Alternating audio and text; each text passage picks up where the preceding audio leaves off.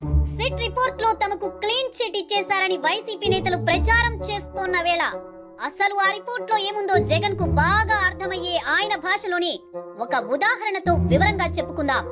ఒక చోట హత్య జరిగింది. పోలీసులు వెళ్లి చూశారు. అక్కడ గాయం కేవలం 10 సెంటీమీటర్ల లోపే ఉంది. అప్పుడు విచారణ సంస్థ ఏం చెప్పిందంటే, గాయం చిన్నదిగా ఉండడం వల్ల అది గొడ్డలితో పొడిచారా లేక కత్తితో పొడిచారా అనేది స్పష్టంగా చెప్పలేకపోతున్నామంది.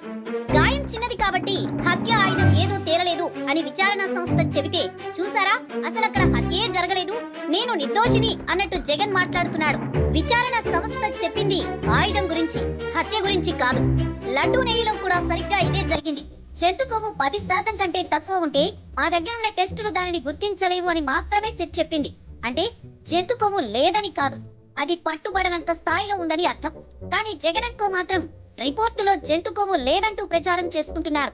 అసలు నెయ్యే వాడకుండా కెమికల్స్ తో కల్తీ చేశారని సిట్ స్పష్టంగా చెప్పాక కూడా ఇంకా సిగ్గు లేకుండా క్లీన్ చిట్ అని డ్రామాలు ఆడుతున్నారు జగన్ బ్యాచ్. ఇది భక్తుల నమ్మకాన్ని హత్య చేసినట్లు కాదా?